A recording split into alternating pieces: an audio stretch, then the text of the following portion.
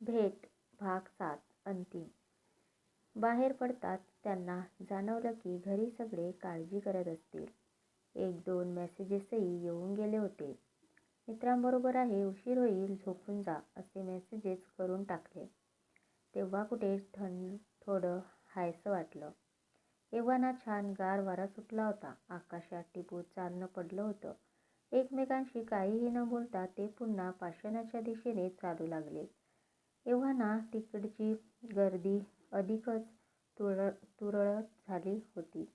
वाऱ्याने तिची ओढणी पुन्हा पुन्हा त्याच्या दिशेने झेपावत होती. तरीही ना ती ओढणी सावरत होती ना तो. त्याच्या बाईकच्या जवळ पोचताच इशारा मिळाल्यासारखा अचानक पाऊस सुरू झाला. पाऊस येताच तो आडोशाला झाडाखाली धावत गेला. तर ती जागीच पर्वा न करता हात आकाशाकडे उंचावून त्या जलधारांनी तृप्त होत चिंब भिजत राहिली. तिचं पावसात भिजण्याचं वेड त्याला पुरेपूर माहिती होतं. तोही मूकपणे तिचं बालपण पुन्हा अनुभवत राहिला. थोड्याच वेळात वडिवाचा पाऊस जसा अचानक आला तसाच अचानक थांबलाही. पाऊस थांबल्यावर तिला जगाचं भान आलं. तो शेजारींना दिसल्याने एकदम कावरंबावरं होऊन नजर त्याला शोध घेऊ लागली. झाडाखाली आडोशाला त्याला बघून ती अगदी खळखळून हसली. थोड्या वेळापूर्वी आलेलं मळभ केव्हाच दूर झालं होतं. कान पकडत तोही बाहेर आला. मला नाही आवडत अजूनही पावसात भिजायला. तू भिज थंडीत कुडकुड आणि उद्या छान शिंका देत बस. बरं बुवा, मी आहेच रेडी. पाऊस आला आणि मी भिजले नाही तर तो येण्याचंच थांबवेल असं वाटतं मला. आणि पुन्हा एकदा तिच्या मनमोकळं हसण्याचा सडा पडला. थोड्या वेळावर असणाऱ्या चहाच्या टपरीतून आल्याचा चहाचा सुगंध मातीच्या सुगंधाशी चढाओढ करू लागला. तशी त्यांची पावलं आपसुकच त्या दिशेने वळली.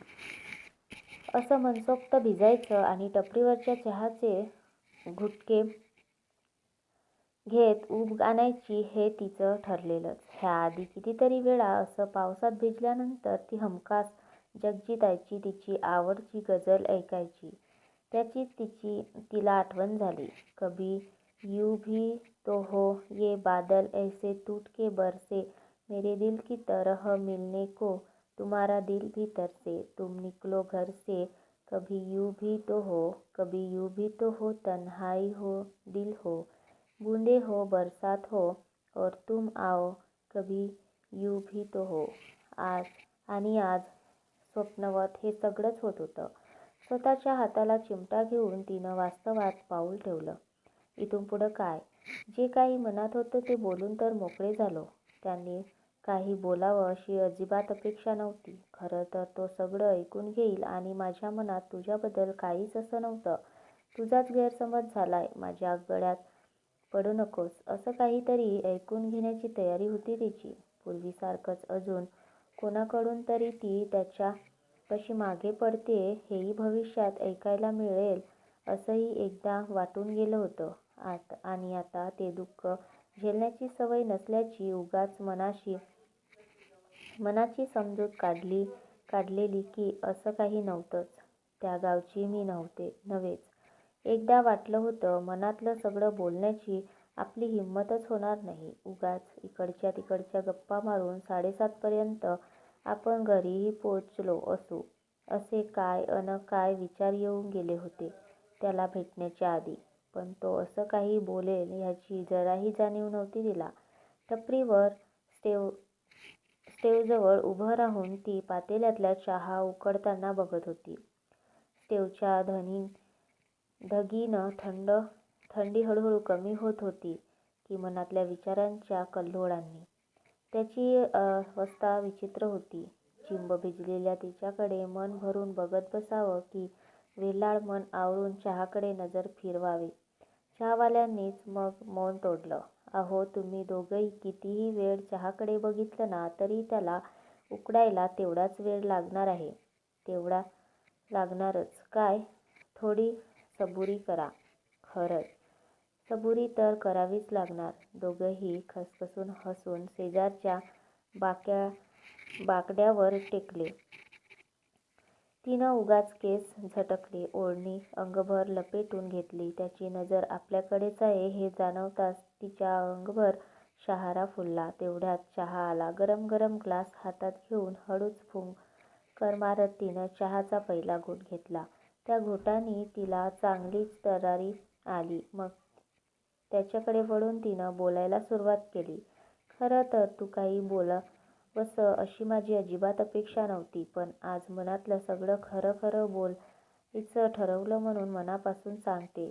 खूप खूप छान वाटलं. 14 वर्षीय तरुणासारखं मन अगदी पिसासारखं हलकं झालंय. पण आता इथून पुढे काय? आपल्याला जबाबदाऱ्या, संसार ह्या सगळ्या विसरून तर नाही चालणार ना?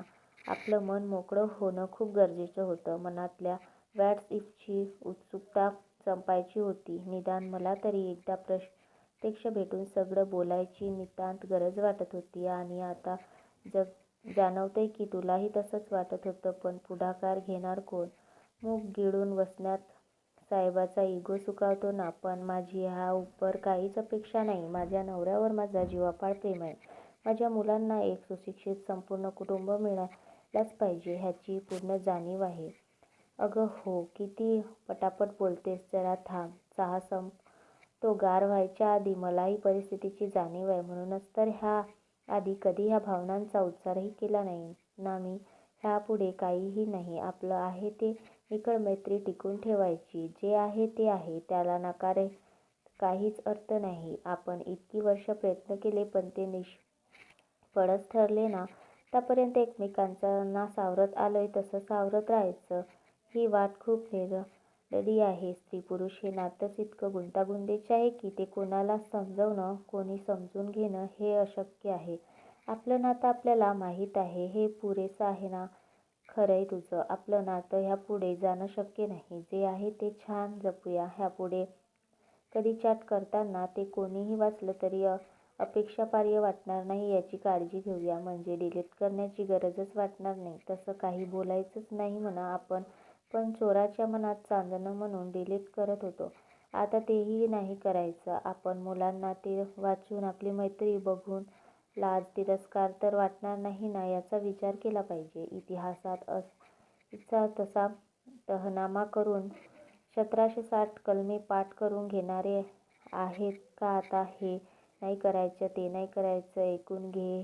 जे होणं ते शक्य नाही त्यात कशासाठी मी हो म्हणणार नाहीये? एवढा विश्वास तर ठेव माझ्यावर. माझ्याही आयुष्यात बायकोवर, मुलीवर जीवापाड प्रेम आहे. सानियाला मला गमवायचे नाही तसं मी माझ्या मुलाला गमावलंय. ह्या जन्मात काळाने केली. मी पुढच्या जन्मी मला वेळेत अक्कल यावी यासाठी प्रार्थना करीन. आणि तू अशीच राहा. नेहमी भांडतेस तशीच हक्कानी भांडत राहा.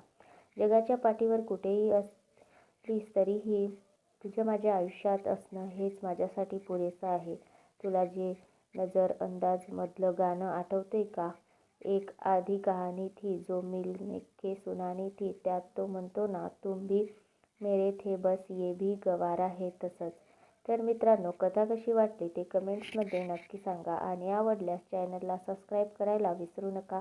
तुमचा अमूल्य वेळ कथा वाचण्यासाठी दिल्याबद्दल धन्यवाद. पुन्हा भेटूया अशाच एका नवीन कथेसोबत.